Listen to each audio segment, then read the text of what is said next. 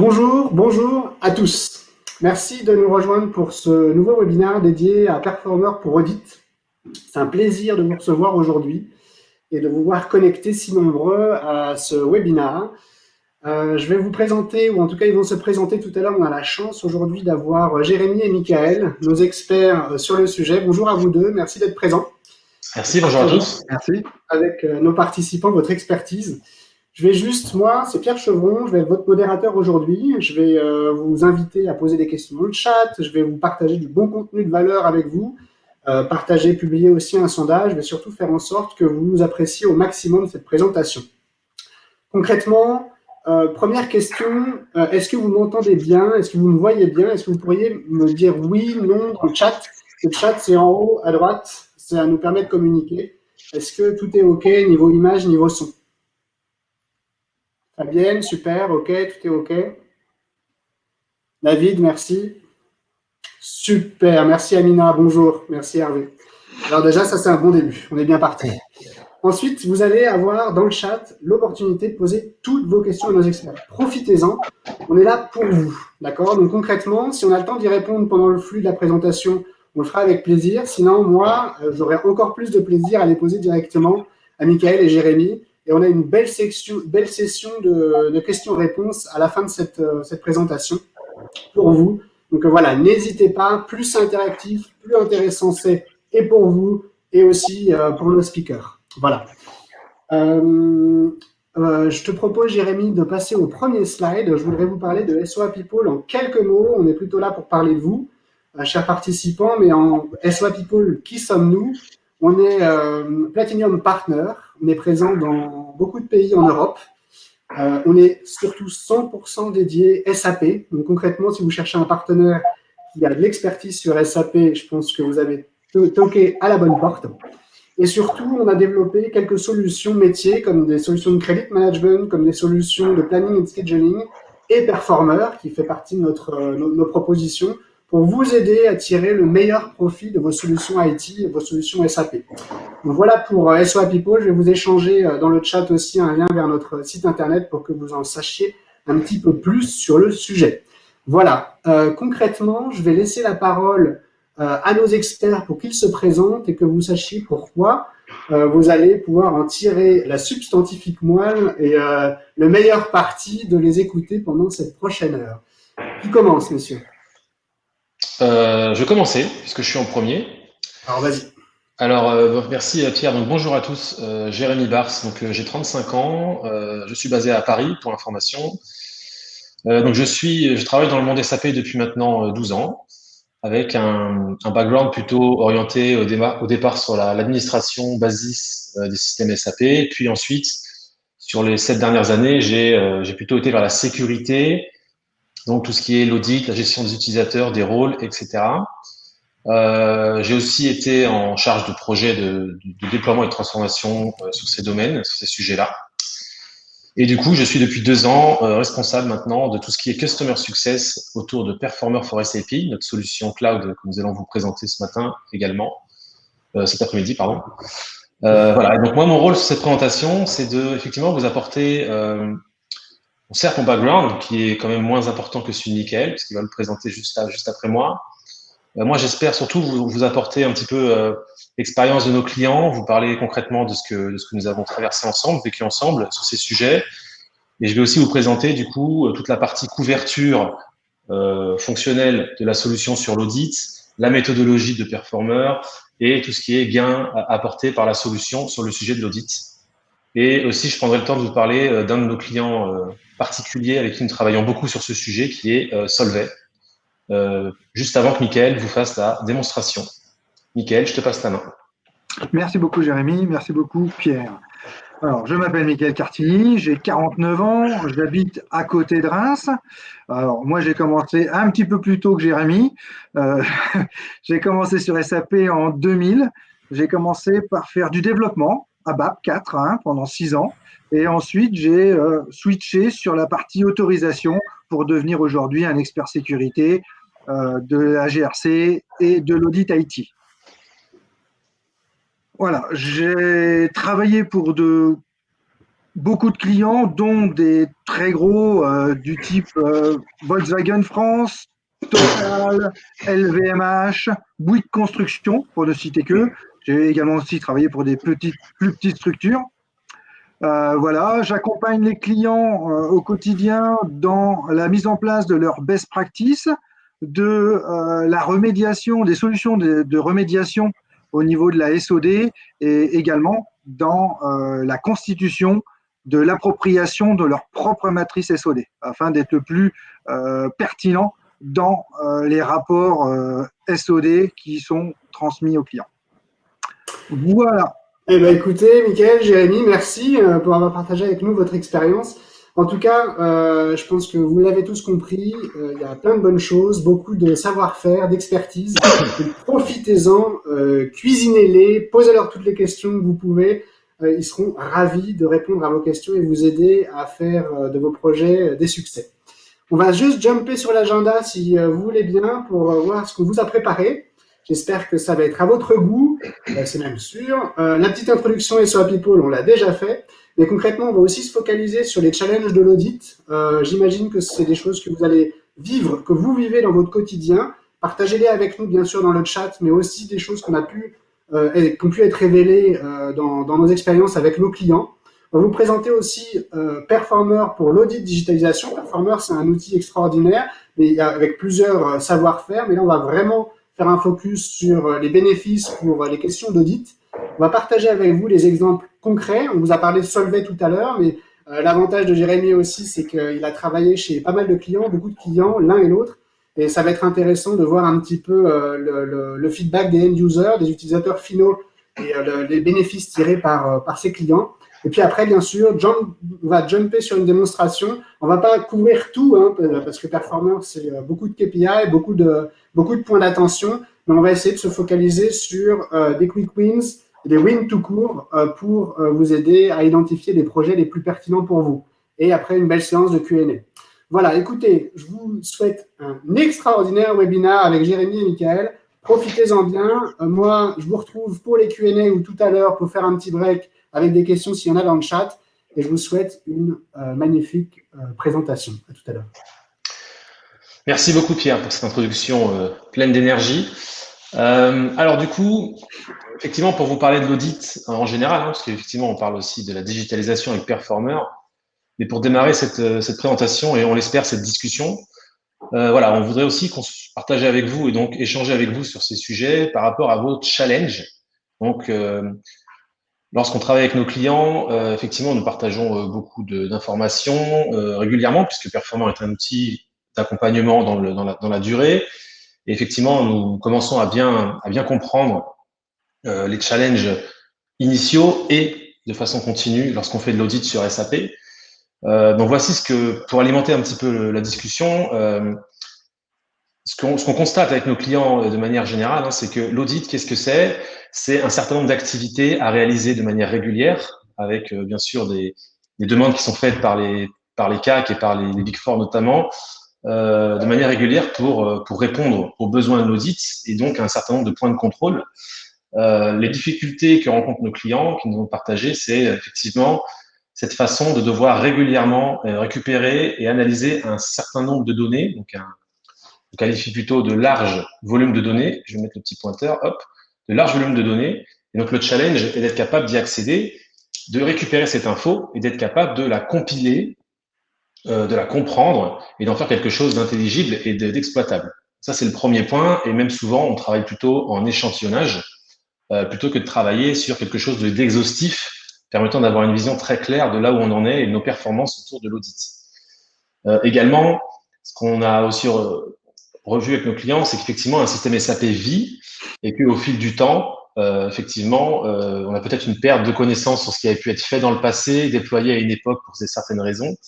Et au fil du temps, dans le pire des cas, on arrive aussi à une situation où certains acteurs autour de l'audit estiment qu'on n'est pas loin d'avoir une black box, donc un système assez complexe où on a du mal en fait à comprendre réellement ce qui se passe. Et malgré les données, parfois il faut aussi un peu de temps pour les analyser et en faire quelque chose d'intelligent.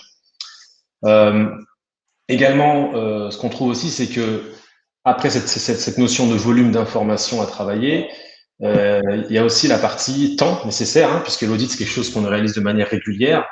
Et récupérer l'info, la donner à l'auditeur, et ensuite récupérer les résultats et devoir agir pour répondre aux findings qui sont de niveau élevé en termes d'audit. Hein, donc, il y a toujours le niveau élevé, moyen et basse priorité, basse criticité. Effectivement, le temps de traiter tout ce qui est en priorité haute, voire moyenne si on a le temps, mais c'est rare. On passe déjà à la prochaine session d'audit, donc tous les 6 mois, tous les 3 mois, tous les ans. Et du coup, finalement, on est toujours en train de courir après le fait de rechercher l'info, de traiter le plus urgent, mais il est compliqué d'avoir une vraie stratégie basée sur des objectifs ciblés, chiffrés dans le temps et avec une mise sous contrôle plutôt que d'osciller comme ça entre ce qu'on trouve et ce qu'on doit corriger et être toujours dans la réactivité, voilà, plus que dans la façon plus stratégique et continue de travailler. Donc, quand on parle d'audit, bien sûr, on parle d'analyser tout ce qui est base utilisateur du système. On parle aussi de réaliser un audit sur tout ce qui est rôle, toutes les affectations des droits des personnes, comment sont exécutés les process, tout ce qui est documentation, tout ce qui est documents aussi liés à la finance dans SAP, etc., aux factures d'achat, etc. Voilà. Donc, je voulais juste savoir si sur ces éléments, sur certains d'entre vous voulaient partager des challenges ou des problématiques qu'ils rencontrent dans leur contexte, avec nous maintenant, pour qu'on puisse un petit peu alimenter le sujet. Alors, j'ai pas le chat sous les yeux, donc puisque je présente. Jérémy, je le partagerai avec toi de toute façon. Oui, n'hésitez pas, bien sûr, hein, directement à interagir avec Jérémy, ne soyez pas timide. Et ça, en tout cas, ces 6 points essentiels, c'est des choses qui ont été valorisées, des choses qu'on a rencontrées chez nos clients avec ces difficultés, évidemment, hein, par rapport aux questions d'audit. Donc, par exemple, Jérémy, est-ce que tu peux nous dire, chez un de tes clients, en quoi est-ce que l'une de ces questions a été posée et qu'est-ce qu'on a pu leur proposer, par exemple? On a un client que je ne vais pas nommer, mais qui est dans l'aviation en France, un très gros acteur. Effectivement, ils sont extrêmement challengés et audités sur la partie utilisateur et accès critique, et avec la SOD aussi, hein, donc tout ce qui est risque élevé en termes de SOD. Et du coup, il y a tout un tas de consultants externes qui travaillent pour eux de manière régulière pour répondre aux demandes de l'audit, à savoir émettre les rapports, émettre les preuves et tout ce qui est fichier de listing, d'Excel, des informations. Ça, c'est une campagne de plusieurs semaines. Également, avant d'émettre, commencez déjà à faire les premiers correctifs autour des affectations de droits qui auraient été faites de manière un petit peu glissé dans le temps, la construction des rôles qui aurait glissé, qui ne serait plus conforme à la SOD en place. Donc, on doit émettre les rapports tout en essayant de les corriger déjà. On émet les rapports et ensuite, on reçoit les résultats. Et ensuite, c'est forte pression. Donc là, on parle de plusieurs semaines. Et ensuite, c'est forte pression pendant 2 mois pour répondre rapidement aux findings, donc remontés par les CAC. Et du coup, effectivement, je sais plus, c'est pareil, c'est 2 mois de travail, c'est au moins une personne à temps complet, voire 2. Et donc, si j'ai pas le chiffre exact de ce coup-là, mais là, on est clairement devant un travail extrêmement en crête et extrêmement chronophage et qui demande beaucoup de finances pour pouvoir être exécuté je crois, tous les 6 mois. D'accord. Donc concrètement, en fait, on met les équipes sous tension parce qu'on a des pics d'activité et puis des moments où on est plus down. Et puis en plus, j'ai l'impression quand même qu'il y a beaucoup d'actions en fait qui sont à faible valeur ajoutée, où on fait de la data extraction, la data quality, et puis finalement, on se focalise pas nécessairement sur les projets à plus forte valeur ajoutée. C'est ça que tu veux dire, Jérémy? Exactement. Et du coup, d'ailleurs, on dépriorise des projets à plus forte valeur ajoutée. Tout à fait. C'est exactement ça. Ok. Bon, bah écoute, je suis impatient de savoir, j'imagine que nos participants aussi sont impatients de savoir ce que tu as pu proposer. Absolument. Donc, je vais continuer la présentation, effectivement, et ce sujet-là reviendra peut-être en fil rouge pour exprimer ce qu'on a pu proposer. Du coup, après avoir évoqué du coup les challenges de l'audit autour des systèmes SAP, l'idée maintenant, c'est de vous présenter la couverture proposée, donc la couverture technico-fonctionnelle proposée par Performer sur ce qui est de l'audit d'un système SAP. Donc, grâce à Performer, on va être capable de réaliser un diagnostic de votre système SAP basé sur vos données et on va couvrir un certain nombre de domaines liés à l'audit. Donc, on est capable, donc si on le lit de bas en haut, nous sommes capables avec Performer de récupérer les datas de votre système, d'en faire un diagnostic de plus de 2500 KPI, mais sur la sécurité uniquement, il y en a plus de 500 quand même. Hein. Après, il y a tout ce qui est process métier, process IT, etc., qui sont également dans la plateforme, en dehors du sujet d'aujourd'hui.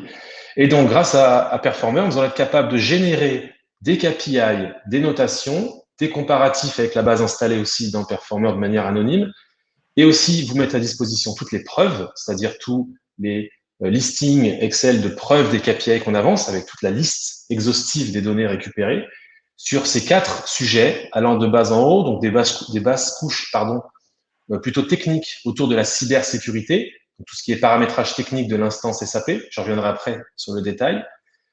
Le niveau suivant, qui est aussi technique, mais on commence à aller vers le fonctionnel, c'est comment sont gérés les utilisateurs, donc toute la gestion des comptes, des mots de passe, des profils SAPOL et des accès critiques des utilisateurs. Qu'est-ce qu'ils peuvent faire comme action critique dans le système en tant qu'utilisateur, administrateur ou fonctionnel. Le niveau 3, le niveau suivant, c'est tout ce qui est autour de la séparation des tâches. Donc là, on commence à accéder à la GRC. Donc bien sûr, est-ce que on s'assure par rapport à une matrice des risques SOD qui est implémentée dans la plateforme et personnalisable selon votre contexte? Est-ce que votre façon d'opérer vos process, comment sont construits vos rôles, comment les utilisateurs la façon dont les rôles sont affectés aux utilisateurs, est-ce que vous êtes conforme à cette matrice de risque SOD ou non, et donc exposé à des fraudes ou pas? Ça, c'est le niveau 3. Et le dernier niveau qui est complètement orienté business fonctionnel, c'est tout ce qui est sur la partie business risk. Donc là, c'est tout ce qui est risque lié à vos activités business, donc les informations de paiement, les données, les master data autour des fournisseurs, des clients, etc. Qu'est-ce qui peut éventuellement mettre à risque votre business au regard de vos données dans votre système? D'accord? Donc, je rappelle, tout ça est basé sur les données de votre système. Il n'y a aucune extrapolation qui est faite. Ce sont des KPI qui sont faits en récupérant au moins un an complet de vos données dans votre système. Donc, j'ai une question pour toi déjà. Est-ce que il y a Denis qui demande, est-ce qu'on peut auditer des solutions non SAP et est-ce que la data peut provenir de solutions best of breed en fait? Alors actuellement, Performer ne fonctionne que sur un système SAP, c'est-à-dire que notre connecteur standard dans SAP SDI, il s'appelle, va aller lire les données dans le système SAP et les remonter dans notre solution cloud. Donc aujourd'hui, nous travaillons sur les systèmes ERP et S4, du coup, SAP uniquement pour le moment. Ok, super, merci. N'hésitez pas, hein, comme Denis, à poser vos questions dans le chat. Je me permettrai comme ça de couper de temps en temps à la fin des slides Jérémy et Michael pour poser vos questions. Pas de problème, avec plaisir. Du coup, si je rentre dans le détail, pardon, j'ai appuyé sur 2 boutons. Donc, concrètement, quand on parle de la couche basse, la sécurité, la cybersécurité, ici, nous nous positionnons à l'intérieur de votre réseau. D'accord? Donc, la cybersécurité, c'est un sujet, malheureusement, on va dire, d'actualité, hein, puisqu'on entend parler d'attaques régulièrement sur des grandes compagnies. Donc après, on est exposé à de la divulgation de données, perte d'images et financières et tout ce qu'il y a derrière. Donc c'est quelque chose qui est vraiment très, très, très important et structurant sur la partie audit et au-delà. Donc nous, Performer récupère les informations du système SAP. Donc nous parlons de la sécurisation de l'instance SAP. Nous ne parlons pas du réseau de la société. D'accord? Donc nous, on se positionne à l'intérieur de votre réseau. Donc ce serait dans le cas où quelqu'un aurait déjà réussi à s'introduire dans votre réseau. Et du coup, nous sommes capables, grâce à la couverture de KPI que nous proposons, de vous aider à prévenir tout ce qui est usurpation d'identité, avec comment vos users accèdent à la plateforme et est-ce que les connexions entre vos utilisateurs et l'instance SAP sont sécurisées, entre le SAPGUI et le navigateur Internet. Est-ce que ces 2 flux sont bien sécurisés pour aller du poste utilisateur à votre système SAP? Est-ce que votre système n'a pas des services web activés, donc qui sont visibles que depuis l'intérieur du réseau, mais quand même qui permettraient, par exemple, de cartographier vos systèmes, puisque certains services ICF, les systèmes SAP en standard, permettent de publier des informations de base de données, la version, par exemple, version de certaines parties logicielles, et du coup, c'est toujours dommageable que quelqu'un de mal intentionné et certainement bon techniquement puisse accéder à ces informations, puisqu'il pourrait s'en servir pour cartographier au système et commencer un petit peu à savoir où attaquer, où trouver des failles. Également sur les flux de données qui passent entre vos utilisateurs et entre vos systèmes SAP eux-mêmes, avec la notion de connexion RFC, on vous aide aussi à prévenir tout ce qui pourrait être interception de données, donc données qui passeraient, qu'on pourrait récupérer et exploiter, et également éviter des rebonds entre systèmes SAP. Donc tout ce qui est RFC, c'est même si votre production est extrêmement bien sécurisée, il suffit que votre système de développement le soit moins pour que la personne puisse ensuite se connecter via les RFC et des relations de confiance entre systèmes et accéder finalement à la production. Donc il faut faire attention également à ça. Également, tout ce qui est lié au script, par exemple, de SAP-GUI, ce cas-là est extrêmement important puisque les scripts permettent d'exécuter des actions répétitives et en masse dans le système SAP. Et encore une fois, quelqu'un de mal intentionné pourrait tenter de faire un déni de service sur votre système, à savoir le saturer de traitement exprès pour le rendre inopérant pour vos utilisateurs et donc pour votre business. C'est ce type de choses-là qu'on couvre avec Performer sur la partie technique. Et également tout ce qui est traçabilité. Donc, on a des KPI qui permettent aussi de vérifier que vous avez bien activé sur les tables critiques qui sont préconisées par SAP, dans les notes OSS du support SAP, un certain nombre de tables techniques ou de tables liées aux données financières qui doivent être, pour lesquelles il est très, très fortement conseillé d'activer un certain niveau de logging, de journalisation des changements, puisque en cas de problème, malheureusement, c'est déjà trop tard, mais au moins, on est capable d'aller vérifier ce qui s'est passé et éventuellement enquêter ou bien reconstruire les choses qui seraient perdues. Voilà, donc c'est ce genre de choses, ce genre de sujet qu'on vous permet de couvrir avec la partie vulnérabilité technique. Toujours Performer vous donnera un système de notation avec des couleurs associées, avec un système de seuil qui peut être différent selon chaque type de KPI, puisque on peut être bon entre 0 et 10% pour un KPI et être bon entre seulement 0 et 5% pour un autre. Donc ça, tout est en place dans la plateforme et peut être modulé. Ou bien, parfois, c'est des KPI qui sont en on-off, donc à activer, à désactiver. Donc, c'est plutôt du binaire. Voilà, donc ça, c'est ce que vous retrouverez pour chaque catégorie.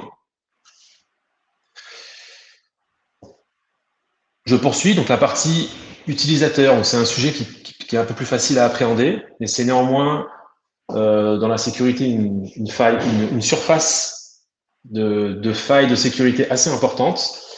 Parce que des comptes mal gérés peuvent amener à des failles de type usurpation d'identité, comme je disais tout à l'heure. Et du coup, un compte qui est utilisé par la mauvaise personne avec des droits mal gérés dessus devient une arme assez intéressante pour un hacker, puisque derrière, il peut réaliser des actions assez facilement dans le système. Donc ici, on vous aide à identifier dans votre gestion des utilisateurs les comptes qui seraient orphelins, par exemple. Donc les comptes, donc on voit souvent chez les clients je sais pas, une cinquantaine de comptes, une centaine de comptes qui ont été créés avec un mot de passe initial, mais n'ont jamais été utilisés. Donc, si à ça, vous ajoutez que le mot de passe initial créé, c'est welcome, voilà, quelqu'un qui est de la boîte, de la société, qui est mal intentionné, c'est pas ce qu'on dit, mais ça peut arriver, eh bien, s'il sait que quand les comptes sont créés, c'est welcome, voilà, il a une dizaine de comptes disponibles qu'il peut essayer d'utiliser avec les droits qu'ils ont pour pouvoir aller tenter des actions dans le système SAP. Également, nous vérifions tout ce qui est politique de mot de passe, bien entendu. Même si, par exemple, il y a un single sign-on qui est activé sur SAP, cela n'empêche pas d'avoir quand même une politique de mot de passe de sécurité haut niveau, en dessous, de bon niveau, puisque si jamais quelqu'un arrive à s'éviter le SSO, derrière, votre second rideau, votre seconde barrière de sécurité, c'est le mot de passe. Et donc, si jamais celle-ci est mal configurée ou trop permissive, vous vous retrouvez avec une faille de sécurité à ce niveau-là. Et bien sûr, sur la partie utilisateur, le sujet qu'on regarde bien entendu, ce sont les comptes standard SAP, donc les SAP étoiles des DIC qui seraient activés, donc en production. Ça arrive, on le retrouve régulièrement chez les clients. C'est parfois une surprise. C'est pas grand-chose à désactiver, mais c'est actif. Et également tous les utilisateurs qui auraient le fameux SAPOL. Donc là, les auditeurs regardent ça en tout premier lieu avec la pastille bien rouge écarlate. Ça arrive, il y en a qui l'ont, les administrateurs parfois. Donc, c'est le genre de choses qu'il faut éviter et qu'on vous aide à identifier et dans le temps à maintenir sous contrôle. Et donc, Performer va vous montrer ça en termes de KPI et de résultats et il va vous proposer des plans d'action qui permettent de dire, voilà, automatiquement, la plateforme va dire, bah voilà, j'ai détecté des users qui ont SAPOL. Il y aura automatiquement un plan d'action qui va vous être proposé qui va vous dire, bah voilà, les 25 utilisateurs qui sont en place avec le SAPOL on vous recommande fortement de les supprimer complètement dans les 1 mois, 2 mois, 3 mois selon le travail à exécuter. Et tous ces plans d'action proposés par Performer sont quantifiés avec un objectif chiffré et peuvent être adaptés à votre contexte, à savoir si sur l'utilisateur il y en a certains qui sont trop critiques, et ben on va en enlever d'abord 80% dans le mois, puis on va se laisser 1 mois pour traiter les 20% derniers qui sont peut-être un peu plus difficiles à appréhender et à corriger. Ça, c'est un exemple de ce que peut proposer la plateforme. Sur la partie utilisateur, enfin, il y a aussi toute une partie autour des licences, puisque nous vous permettons avec Performer de vérifier comment les licences sont paramétrées sur l'utilisateur et le taux d'utilisation par utilisateur aussi, entre élevé, moyen et faible. Et donc, vous pouvez ensuite faire ce travail de vérification avec une notion quand même d'optimisation financière possible derrière. On parle de l'audit, mais on peut aussi parler d'optimisation financière. Donc, ça peut aussi vous permettre de dire, voilà, j'ai un certain nombre d'utilisateurs avec une activité très faible qui ont une licence avancée. Et donc, voilà, je paye peut-être par an un peu trop cher pour certains utilisateurs. Ça, c'est aussi possible avec Performer sur la partie utilisateur. Oui, Jérémy, je vais d'ailleurs en parler lors de la démo sur les coûts de licence. Merci. Yes, merci Mickaël. Effectivement, il y aura du détail là-dessus juste après par Mickaël. Je poursuis en checkant le timing. Sur la partie SOD, donc là, Mickaël aussi, je crois, passera un petit peu de temps là-dessus. Le sujet est de vous aider à combattre les risques de fraude liés à la façon dont sont gérées vos autorisations et à la façon dont elles sont créées, maintenues et assignées aux utilisateurs. Donc, Performer va vous aider à faire la SOD au niveau des rôles eux-mêmes, de manière intrinsèque. Est-ce que nos rôles sont bien construits? Puis, au niveau des utilisateurs, est-ce que l'ensemble des rôles qu'a l'utilisateur sont bien en conformité avec la matrice SOD en place dans l'application, dans Performer? Et après, il y a un autre niveau qu'on sait faire aussi, c'est la partie proven, c'est-à-dire que grâce aux statistiques d'utilisation de votre système SAP, nous savons vous dire que effectivement, tel utilisateur a effectivement exécuté 2, 3, 4 transactions qui correspondent à un risque SOD. Donc, ça ne veut pas dire que la personne a fraudé, hein, c'est pas ce qu'on dit, mais ça vous permet de savoir que effectivement, par rapport à votre organisation, votre façon de travailler, effectivement, un utilisateur a exécuté 3 actions d'un process métier qui ne sont pas en conformité, et donc peut-être qu'il va falloir commencer par agir sur ces utilisateurs-là, sur leurs fonctions, leur métier, en tout premier lieu, pour s'assurer que sur déjà ce qui est exécuté, on est conforme, et ensuite, sur ce qui est potentiellement exécutable, on sera conforme dans un second temps. D'accord? Donc la plateforme, vous êtes comme toujours à faire l'état des lieux, à comprendre et à prioriser vos actions, avec des plans d'action proposés. Et donc le dernier niveau, on continue de s'élever vers le business, sans dire que la technique est plus bactère non plus.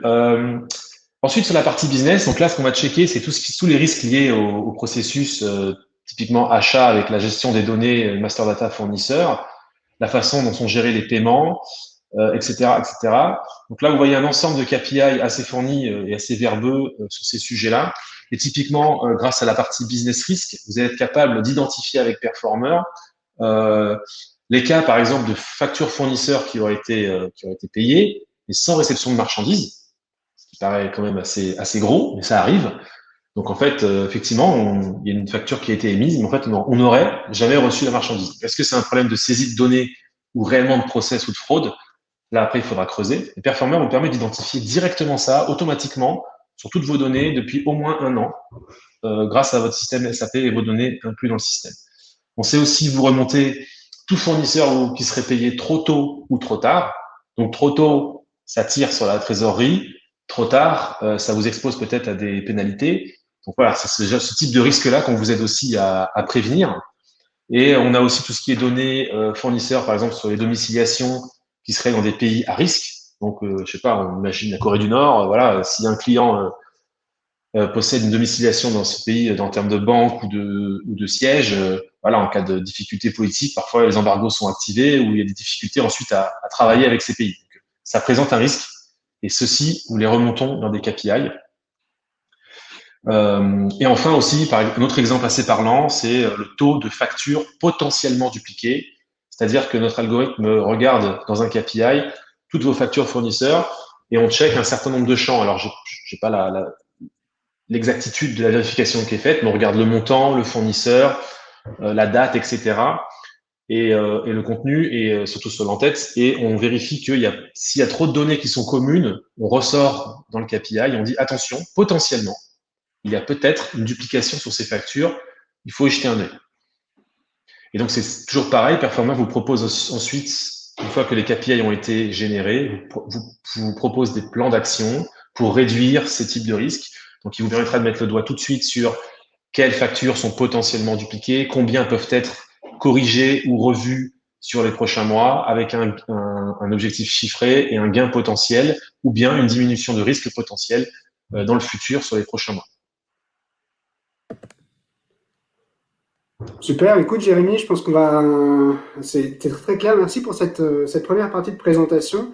Donc, Oui. si je comprends bien, en fait, pour résumer un petit peu à nos auditeurs avant de passer à la démonstration, là, la solution va scanner en fait le système, découvrir des failles, des risques, mais aussi proposer finalement des actions à prendre pour améliorer l'utilisation du système, c'est ça? Oui, absolument. D'accord. Alors, si je reviens au cas de tout à l'heure du client où je parlais beaucoup de la partie gestion des utilisateurs et des accès, donc il y avait aussi une notion de SOD. Effectivement, la plateforme permet régulièrement, donc tous les mois, on fait une extraction de données, on recalcule les KPI, on affiche une tendance du KPI et on montre et on met ça en regard du plan d'action qui a été activé et on vérifie si, dans le temps, on se rapproche de l'objectif ou pas. Ça, c'est la première chose. Ça permet de suivre l'avancement et concrètement si on arrive à l'objectif défini. Et ça permet aussi de garder le contrôle sur les sujets couverts par l'audit et du coup, s'éviter, comme j'ai dit tout à l'heure, la partie un petit peu oscillante du volume de travail et continuer régulièrement de maintenir le contrôle sur ces éléments, continuer de manière régulière à améliorer la sécurité et l'audit du système et s'éviter du coup des fortes charges. Donc c'est ce qui avait été proposé à ce client et effectivement de mettre en place ce type de contrôle tous les mois sans attendre tous les 6 mois l'audit. Et comme ça, à l'arrivée de l'audit, tout est prêt, c'est sous contrôle, Performer est toujours disponible avec les preuves et du coup il n'y a plus qu'à émettre ce qui est demandé et on est complètement en ligne sur le travail et on est capable de répondre rapidement, efficacement aux besoins de l'audit. Les joies de l'automatisation, effectivement, des tâches à moins forte valeur ajoutée. Je pense que ça, c'est vraiment clair. J'ai bien aimé aussi toute la partie, mais je crois que tu reviens, Michael, sur l'audit des users. Parce que ça, concrètement, l'audit, il peut venir aussi de SAP. Et concrètement, si on détermine des utilisateurs qui sont pas connectés depuis plusieurs mois, par exemple, on peut concrètement facilement calculer les bénéfices, ou en tout cas l'argent gagné, les dépenses gagnées en termes de coûts utilisateurs. Juste une question pour toi, Jérémy. Combien de temps devons-nous attendre pour recevoir vos premières recommandations et de combien d'auditeurs avons-nous besoin pour que nous obtenions les premiers résultats de l'analyse? Alors, donc Performer, donc il y a une initialisation bien sûr de Performer, donc bien sûr il faut créer la connexion, etc. Ensuite, on récupère, on extrait les données, donc ça peut prendre entre 2 jours et une semaine maximum, grand maximum. Et suite à ça, tout est calculé, tout est disponible, la plateforme est accessible de manière continue et vous bénéficiez à cet instant de tous les KPI calculés, les valeurs mises à jour, les tendances mises à jour. Voilà, donc si on parle d'une initialisation, il faut parler de 1 à 2 semaines avant que ce soit disponible. Une fois qu'on est en mode récurrent, à chaque début de mois, au bout de 2 jours, 2 ou 3 jours, on récupère l'information à jour et on a accès à la donnée mise à jour. Combien il faut d'auditeurs? C'est pareil, on initialise le projet. Quand on est en mode continu, une personne, selon la volumétrie, je vous parlais tout à l'heure de Solvay, qui a 3 systèmes SAP qui sont sous digitalisation de l'audit de Performer.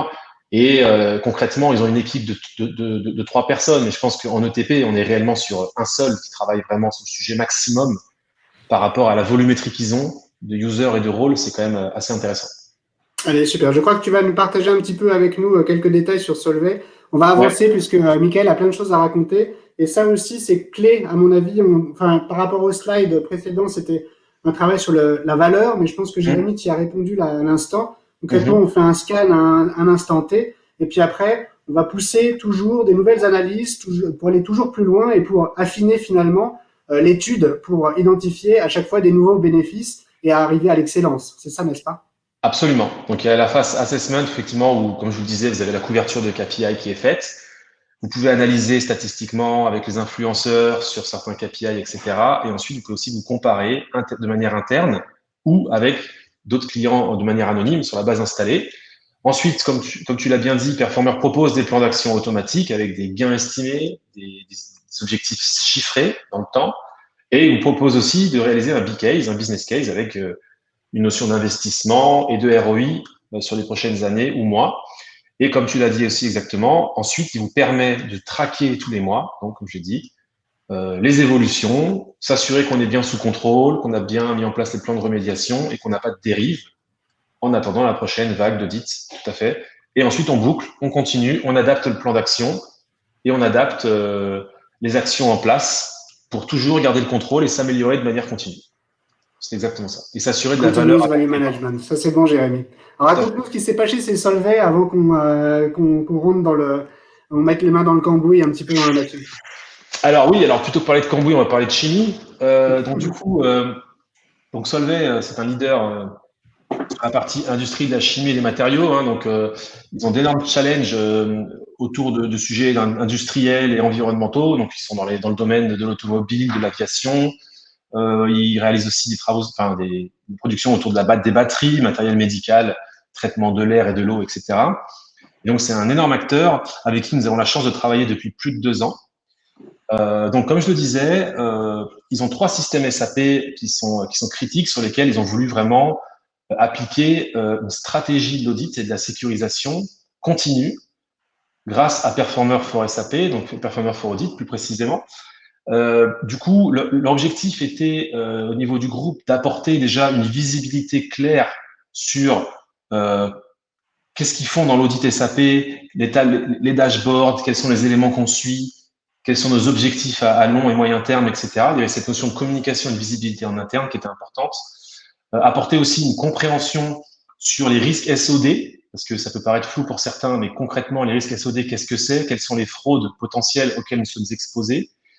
Et il y a aussi la partie accès critique. Quelle personne a accès à quelle transaction qui permet d'accéder à des données qui sont très sensibles, notamment autour de la chimie, etc. Et aussi, bien sûr, une mise sous contrôle de ces risques et une réduction continue, bon, pas forcément une opération coup de poing, mais depuis 2 ans, on a déjà des chiffres intéressants sur l'amélioration continue de la sécurité et de l'audit chez eux. Donc, il y avait 2 sujets qui étaient phares, hein, c'était la partie SOD et accès critique ou transactions critiques pour Solvay, et également la partie vulnérabilité, sur laquelle il y a eu des travaux de fait pour améliorer le paramétrage technique des 3 systèmes SAP. Voilà, donc c'est fait de manière continue, il n'y a aucun coup de collier qui est fait, c'est de manière continue, et on suit avec eux l'évolution de leur KPI. Donc, quelques chiffres. Hein. Donc Solvay, on vous parlait de plus de 500 KPI sur la sécurité qui sont disponibles. En 2 ans avec Solvay, nous en avons adapté ou créé une cinquantaine, donc qui existent, hein, qui sont disponibles pour tous nos clients. Donc voilà, donc ce travail de co-innovation et de travail en commun avec Solvay a permis d'influer sur 10% de notre couverture de KPI sécurité. Hein, donc c'est très intéressant. On est toujours preneur pour améliorer notre offre au service de nos clients. C'est ce qui est fait et c'est ce qui a été fait depuis 2 ans. Ils revoient mensuellement tous leurs KPI, donc de vulnérabilité, de SOD, d'accès critique. Ils ont une accélération claire du reporting qui est faite, puisque tout est disponible en plateforme avec les preuves qui peuvent être téléchargées et transmises du coup aux auditeurs. Hein, donc ils peuvent anticiper les demandes des auditeurs puisque c'est régulier, c'est connu, c'est en place. Et ils ont toute une procédure mensuelle avec Performer. Donc ils ont réussi à réduire la charge de ces travaux réguliers et ils ont également, grâce à Performer, un outil centralisé. Donc leur équipe est de 3 personnes, mais ils ont une quinzaine de comptes de gens qui peuvent se connecter et qui se connectent de temps en temps à Performer pour récupérer de l'information et avoir à disposition l'information sur leur performance sur l'audit. Voilà, et donc ils sont totalement autonomes sur ces sujets-là, et nous sommes là en support, donc nous faisons des points réguliers pour nous assurer que nous répondons à leurs besoins, qu'ils sont satisfaits, et que la plateforme peut éventuellement continuer d'évoluer dans leur sens pour qu'on puisse continuer à améliorer notre offre autour de l'audit. Donc j'ai récupéré quelques chiffres donc que j'ai trouvé sur la plateforme, hein, qu'on voit très bien. Donc sur la vulnérabilité, en 1 an et demi, on a vu une évolution de 62% d'amélioration par rapport au KPI. Hein. Donc, qu'est-ce que ça veut dire? Ça veut dire que concrètement, il y a eu un déploiement de fait sur du SSO. Donc, ils ont déployé un single sign-on qui avait été proposé par la plateforme et puis ils avaient préparé la planification de ces actions. Ils ont sécurisé tout ce qui était web service, donc les services ICF dans SAP. Ils les ont sécurisés et donc ils ont fait une campagne de revue de ces services nécessaires ou pas, et donc de blocage de ces services, notamment. Et ils ont aussi activé un certain nombre de logs sur des tables critiques.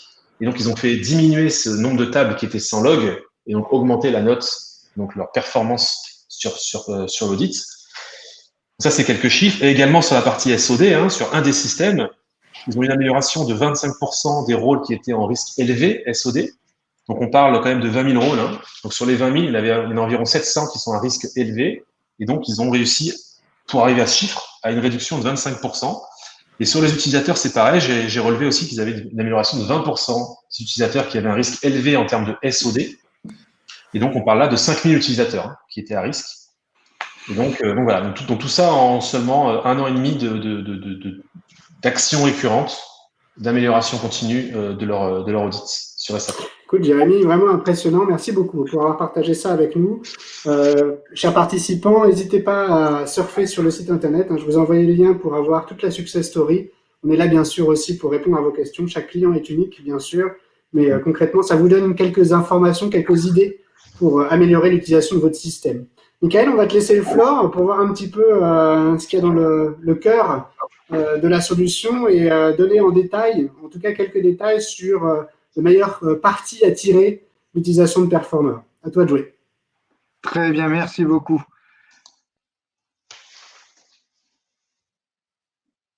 Voilà, donc nous sommes dans Performer. Donc là, nous sommes dans une analyse qui est déjà en mode récurrent. Ce n'est pas la première, c'est déjà une des récurrences. C'est pour ça qu'on peut voir les tendances en termes, là, on peut voir qu'il s'améliore la notation globale de la vulnérabilité. Et là, plutôt un effet de bord ou je ne sais pas, une régression dans la qualité de la gestion des utilisateurs. Voilà. Donc, comme nous pouvons le voir aussi, le customer est anonymisé. Voilà. Donc, je ne vais pas vous présenter en détail chaque indicateur parce que ce serait trop long et je pense que vous finirez par vous endormir. Mais nous allons prendre plutôt quelques exemples assez parlants afin de vous montrer la valeur de Performer. Donc, un exemple parlant qui est assez compliqué. Donc, comme vous le savez, j'ai 20 ans d'expérience sur SAP et j'ai été consultant pendant très longtemps. Donc, je connais les problématiques des clients et souvent, un point un peu flou, c'est le coût de licence, le coût des licences SAP. À chaque fois, par expérience, on se rend compte que c'est toujours un mois avant le fait qu'il faille lancer le paiement à SAP qu'on commence à rechercher toutes les actions possibles qu'on pourrait faire. Donc, on travaille en mode stress, en mode tendu, et c'est pas bon mais c'est bon pour personne. Donc, on va travailler, en fait, pour maîtriser ces coûts des licences, on va travailler sur plusieurs axes. D'abord, donc, on va être forcément dans la partie user management. Donc, on va aller voir si nos users, nos utilisateurs ne se sont pas connectés depuis plus de 3 mois ou sans connexion. Donc là, on voit des utilisateurs sans connexion. On va pouvoir voir aussi des utilisateurs qui ne se sont pas connectés depuis plus de 3 mois. Alors, excusez-moi, c'est l'effet démo. J'ai mis un petit coup de scroll un peu trop rapide. Hop, attendez, je l'ai perdu. Ben, c'est moi qui me suis perdu tout seul. Bon. C'est pas grave, il est là, voilà. Je savais bien que j'allais le trouver. Et donc, là, je peux voir sur cet exemple, c'est ce client par exemple, que on peut s'apercevoir que le nombre d'utilisateurs qui ne se sont pas connectés depuis plus de 3 mois glissants, Donc, ça veut dire que l'autre analyse, entre les deux analyses, il a augmenté ce nombre d'utilisateurs non connectés. Ce qui fait que le pourcentage d'utilisateurs inactifs a augmenté. Du coup, il peut voir tout de suite aisément qu'il est en rouge et que sa tendance dans l'amélioration, dans l'évolution de cet indicateur-là est plutôt négative. Donc, il va falloir qu'il s'en occupe assez rapidement. L'information d'avoir 138, c'est déjà une bonne chose. Maintenant, le plus intéressant, quand même, en cliquant sur cette valeur, est d'avoir la preuve des 138.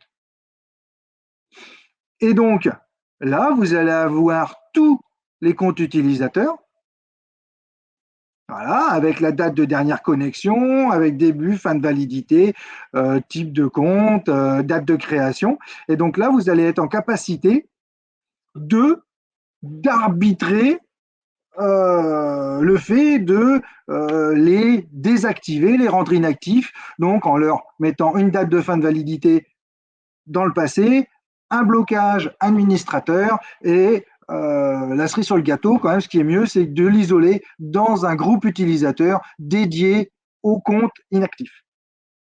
Ce qui vous permet justement de réduire vos licences SAP. Car comme vous le savez, vos licences SAP sont facturées au prorata temporis. C'est-à-dire qu'un compte qui va être inutilisé mais actif sur le compte, s'il traîne pendant 1 an sur votre système, il sera devable. Donc là, en faisant un calcul, en extrapolant, en faisant 138 fois une moyenne à 1 200 € une licence SAP, on arrive à plus de 165 000 €, d'économiser. Évidemment, je dis à prendre avec des pincettes puisque nous savons très bien que dans ces 138, il y aura certainement des VIP qui se connectent très rarement, mais pour lesquels on ne désactive jamais leur compte sur SAP. Donc, le premier niveau déjà, c'est celui-là, c'est d'avoir les comptes non utilisés et ceux rarement utilisés ou qui ne se sont pas connectés depuis plus de 3 mois.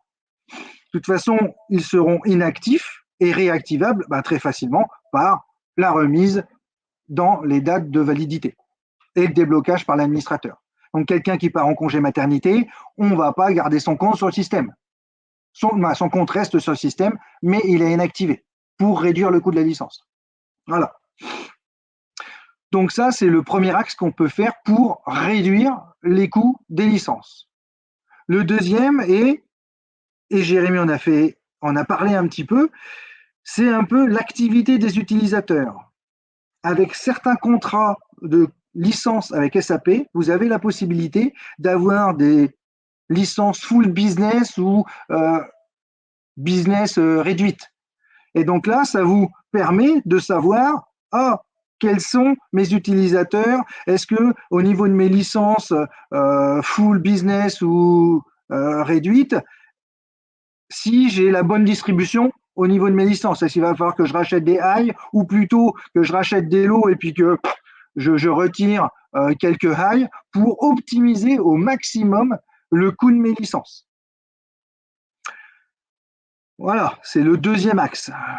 Un autre axe est au niveau, excusez-moi, là, de voir avec l'indicateur du nombre de user groups, notamment du nombre de user groups utilisés, de pouvoir, alors là c'est un petit peu plus technique, c'est de bien dispatcher vos utilisateurs dans des groupes utilisateurs pertinents. Ce qui veut dire que si vous avez bien dispatché vos utilisateurs en disant ça c'est un groupe IT, ils auront forcément une licence IT et non pas une licence business. Donc comme ça vous aurez un rapide coup d'œil et vous pourrez faire des actions très rapides puisqu'ils seront identifiables rapidement, de remettre le bon code licence au bon groupe d'utilisateurs. Si vous avez des licences spécifiques FI, c'est pareil. Si vous avez bien identifié un user group FI, vous serez en capacité d'être beaucoup plus pertinent et plus rapide sur le dispatchage de vos licences achetées. Voilà. Donc, on a la possibilité aussi, quand par exemple vous cliquez sur juste au-dessus, d'avoir les top trends d'évolution de la famille des indicateurs, sans être obligé, vous voyez, bon là il n'y en a pas beaucoup, mais sans être obligé d'aller descendre, vous avez les tops.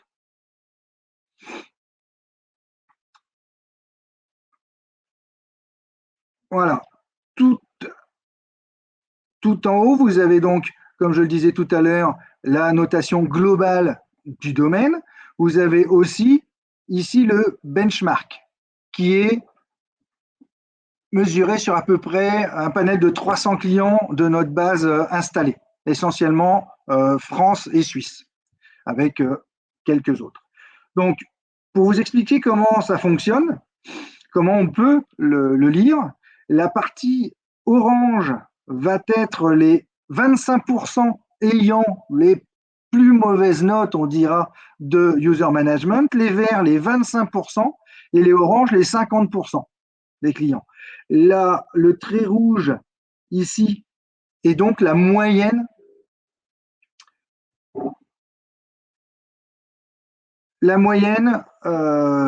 constatée pour les clients. Et là, la petite barre noire, c'est la vôtre. Donc là, on peut constater que pour ce client-là, au niveau du user management, il a, je dirais, des efforts à faire, mais on peut dire qu'il va forcément s'améliorer.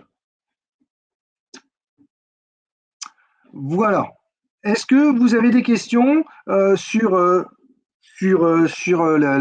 la maîtrise des coûts de licence?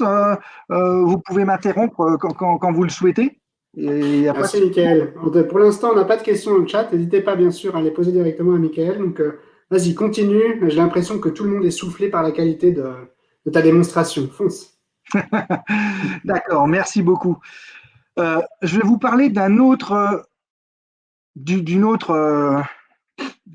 tips, on va dire. Alors, ça va être un peu plus technique. Alors, je vais peut-être pas forcément développer. Hein, je vais être assez rapide parce que, sauf si il y en a qui veulent absolument avoir plus d'informations, mais c'est relativement technique. Donc, comme j'ai vu que dans la population, vous n'étiez pas très très technique, je ne vais pas trop vous embêter avec ça. Donc, au niveau, en fait, c'est comment réduire le coût de la maintenance des rôles pour les transactions spécifiques. Nous savons que quand nous créons des transactions spécifiques, évidemment, c'est nous qui les faisons. Donc, tout ce qui est best practice, paramétrage, standard, il n'est pas là. Donc, on peut créer un programme spécifique sans mettre d'objet d'autorisation. C'est possible. On peut faire en sorte de ne pas maintenir le générateur de profil. En fait, qu'est-ce que c'est? C'est pour ça que je te dis, ça est technique. C'est que le générateur de profil, c'est le lien entre la transaction et les objets d'autorisation qui lui sont liés. Ce qui veut dire que quand on va créer un rôle, ajouter cette transaction dans un rôle, automatiquement, via ce paramétrage de générateur de profil, les objets liés à l'ajout de la transaction dans le menu vont remonter dans les autorisations. Ce qui veut dire que lorsqu'on va mettre à disposition aux utilisateurs cette transaction, étant donné que les objets liés à cette transaction sont remontés automatiquement, l'utilisation, les fonctionnalités sont tout de suite actives.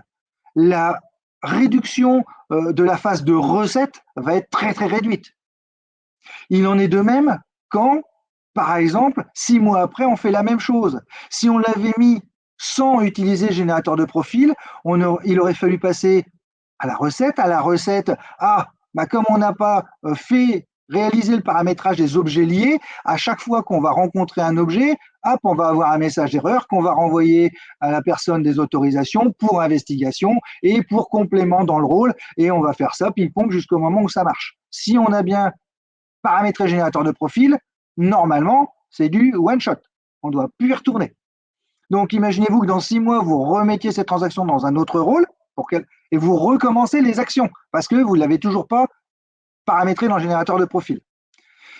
Et ça, par expérience, je suis passé chez beaucoup de clients qui ont mis le générateur de profil un peu de côté parce qu'ils ne savaient pas trop à quoi ça servait. Et en faisant cette démonstration-là, en leur montrant que justement, c'était un gain pour eux et pas quelque chose qui embête. C'est vrai que ça vous prend 5 minutes supplémentaires parce qu'il faut paramétrer le générateur de profil, mais à côté de ça, ça vous fait gagner sur la maintenance des rôles. Parce que je dirais là où il y a la plus grosse faille de sécurité, c'est quand vous retirez la transaction. Si elle a bien été paramétrée dans le générateur de profil, quand vous retirez la transaction du menu, les objets qui lui sont liés sont retirés automatiquement aussi. Lorsque vous n'utilisez pas le générateur de profil, vous retirez la transaction, mais comme vous ne retirez pas en automatique les objets qui lui sont liés.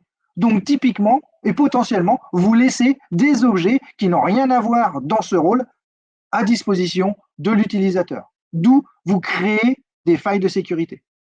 Et au fil du temps, vos rôles ils seront complètement défaillants. Alors on ne parle même pas de la SOD, là c'est vraiment pure faille de sécurité. Et donc c'est vrai que aussi vous allez la revoir au niveau de la SOD. Donc je vais m'arrêter sur ce point-là parce que c'est vraiment très technique, mais vous pourrez en parler avec vos experts, autorisation, et voilà. Le dernier point que je vais vous parler, c'est comment réduire fortement le coût de vos audits. Alors c'est pareil, je vais faire relativement vite. Vous verrez que c'est quand même très intéressant et je vous invite à venir me poser des questions hors webinar, en prenant contact avec moi via mes coordonnées. Pour les audits, comme l'a dit Jérémy, on n'est pas proactif, on est toujours en correctif. Du coup, on se met une pression monstre. L'exemple qu'il a donné, 2 mois pour préparer un audit qui est peut-être récurrent tous les 3 mois, on se dit il est toujours en audit. Donc ça ne va pas. Donc, les mots d'ordre d'un audit, c'est anticipation, mise sous contrôle et récurrence. Et plus on met sous contrôle, plus on anticipe, plus on procédure, et moins l'effort sera à faire. Et donc, quand nous prenons, par exemple, nous allons prendre dans notre plateforme tous ces indicateurs-là, je vous les montre, vraiment, ces indicateurs-là, ils ont été créés via les préconisations et les checks faits par les Big Four, Deloitte, EY, KPMG, j'en oublie un 4e, et tous les cabinets d'audit. Ils ont été créés avec leurs demandes. Donc vraiment, il n'y a pas de secret, ça calque avec leurs demandes. Et donc, Performer le fait, les consolide, les calcule en automatique. Potentiellement, ce que vous avez à faire quand un auditeur vous demande « je veux avoir l'historique de vos utilisateurs qui ont accédé ou qui peuvent accéder à la PFCG sur le mois dernier », vous prenez le KPI, vous cliquez sur la preuve, vous téléchargez la preuve, vous le donnez aux auditeurs. Et c'est fini. Vous avez 0 boulot. Et donc, votre expert, il va pouvoir, lui, travailler sur comment résoudre, parce que dans ce fichier-là, vous allez quand même, vous, avant de le fournir aux auditeurs, regarder s'il n'y a pas des petites failles, des choses qui sont mises en évidence dans ce rapport. Et là, votre expert pourra travailler justement sur ces investigations et pas perdre du temps à essayer de consolider les datas et de générer des reports pour les auditeurs.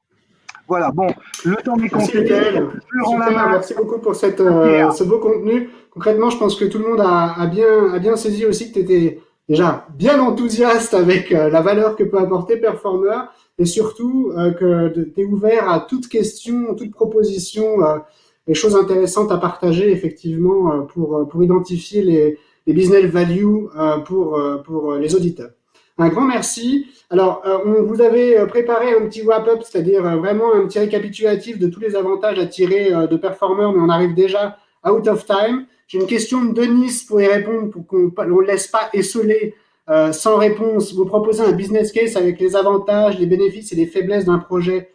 Est-ce que c'est le cas? Oui, je pense que Jérémy, c'est vraiment ça l'idée. On arrive après avec des informations factuelles, concrètes, pour identifier les projets les plus bénéfiques en fait pour l'entreprise à court terme, à moyen terme et à long terme. Et puis évidemment, pour répondre à la question de Denis, c'est est-ce qu'on a une analyse de manière régulière? je pense qu'on a répondu à cette question quand tu disais c'est vraiment une analyse des process, un value management récurrent. C'est-à-dire qu'on fait un premier screen, on identifie les failles, on identifie les choses qui vont pouvoir vous apporter des bénéfices et du concret. Et puis après, au fur et à mesure, on s'améliore, n'est-ce pas? C'est exactement ça, tout à fait. Alors, super. Voilà, écoutez, un grand merci à vous deux pour la qualité de votre présentation. Chers participants, Merci à vous. merci pour votre présence. N'hésitez pas, vous allez recevoir dans quelques minutes les slides et le replay. Je vous invite à le partager avec toute personne de votre entourage, des collègues, du network qui pourraient être intéressés par ce genre de propositions. Et je pense que vous l'avez compris, nos experts partout en Europe, mais Jérémy, Michael, sont là pour vous accompagner dans la réussite de vos projets et faire de vos audits quelque chose de successful, d'automatisé et apporter évidemment des solutions pour que vos équipes se focusent vraiment sur des activités à forte valeur ajoutée. Voilà. Donc, un grand merci à tous. N'hésitez pas à répondre aux petits sondages que je vous ai préparés. Je vous souhaite une excellente après-midi. Merci, chers experts, et à très bientôt pour une nouvelle session. Merci, au revoir. Merci, au revoir à tous. Bonne journée.